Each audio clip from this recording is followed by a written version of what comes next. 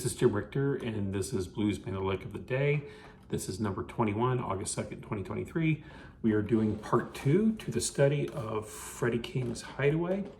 Tablature is available to patrons at my Patreon site, which is patreon.com/Jim Richter. You can also subscribe to this YouTube channel for more blues and rock mandolin videos, and my personal website is jimrichter.com. I'm going to play through the tune, and then what we will do was start from bar 7, which is where the 4, which in this case is A because we're in the key of E, goes back to the 1, which is E. So we'll be looking at the last 6 measures of the 12-bar blues. So let me play through it once so you can get the tune in your head, and then I'll show you the last half. So.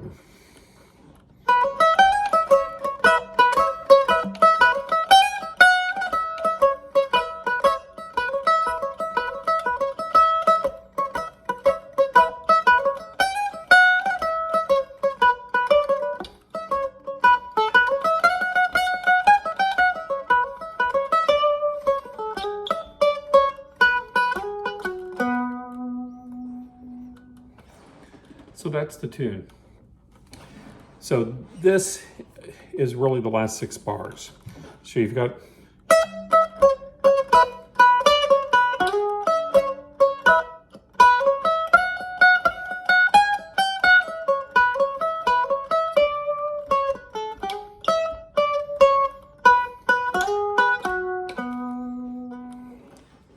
so you go right back into that shuffle. You've got this.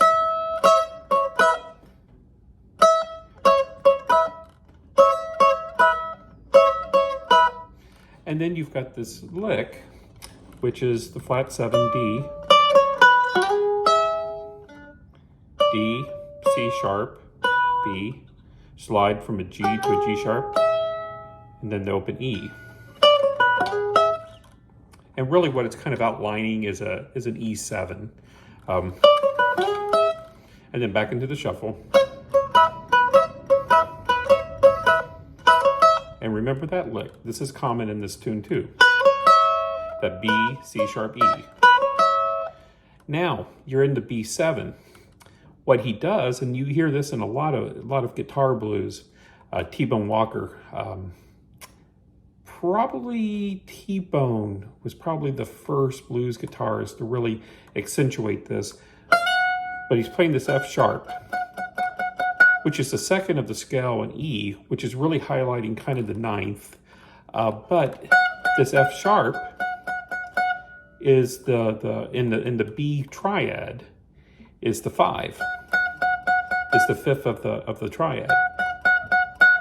So when he's going into the F sharp, there's kind of a jazzy sound playing it against the key of E, but it fits right within the triad of the B. So it's, again, a series of triplets, and it's good to slide into it.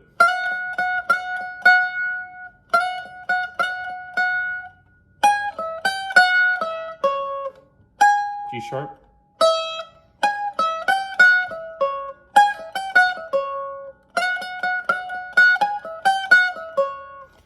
G sharp, E, G, F sharp, E, C sharp. I'm sorry.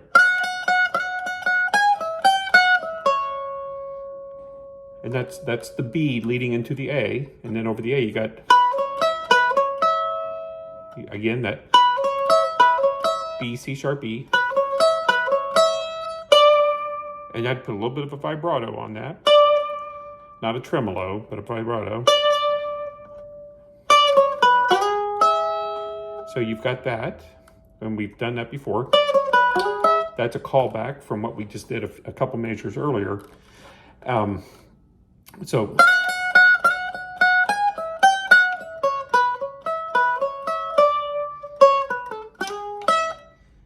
now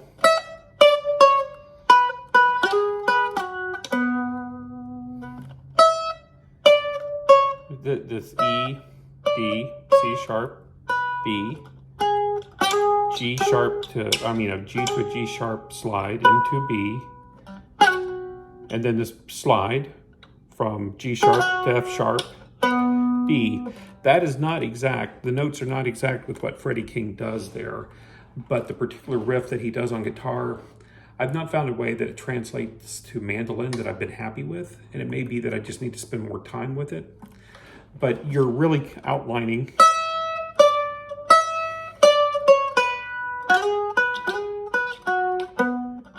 and this F sharp B leads you back into the 5 chord.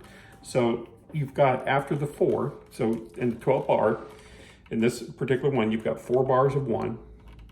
Then it goes in, which is E. Then it goes into 2 bars of the 4 chord, which is your A.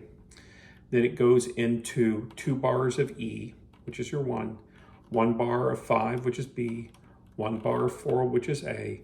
1 bar of E, which is your 1, and then 1 bar of your 5 chord, which is B, which would be your 12th measure. So that's 12 bars. So you've got E measure 1, E measure 2, E measure 3, E measure 4, that's 4 bars. A measure 5, A measure 6, there's 6 bars, that's half your tune. E, E, B, A, E, B. So 12 measures total. So that last bit.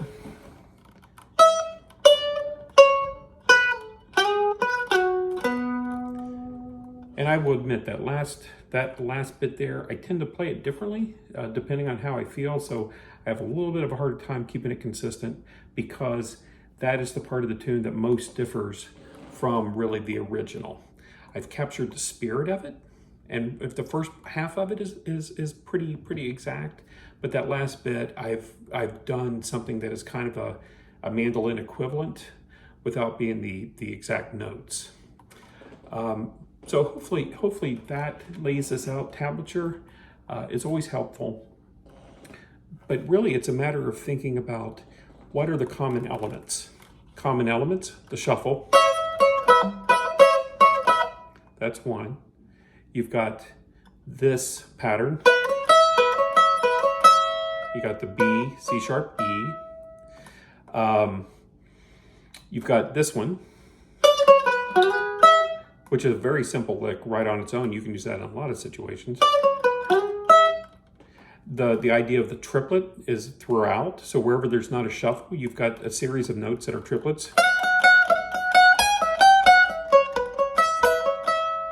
All those are triplets.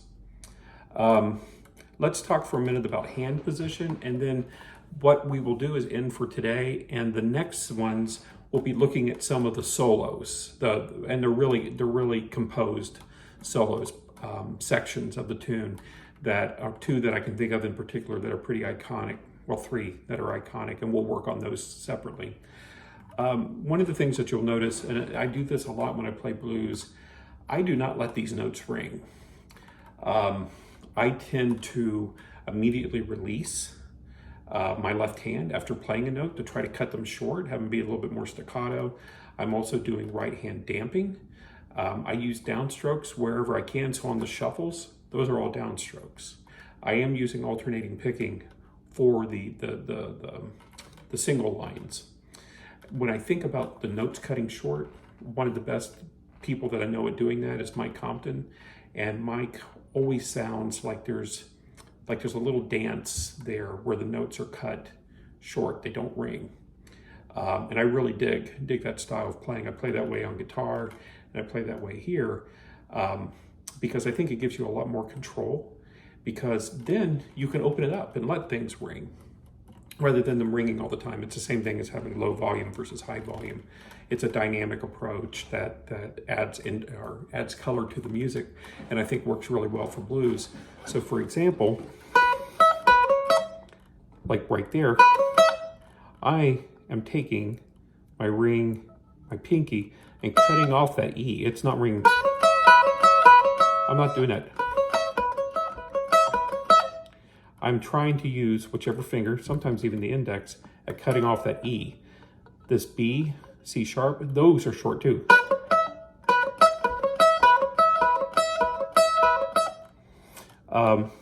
This one,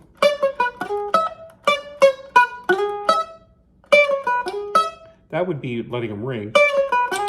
Sometimes I do that, but sometimes they're short. The shuffles, I'm using this part of my palm to mute that, but I'm also cutting it short here too. So those are some of the dynamic elements that you can consider when you're playing this particular tune.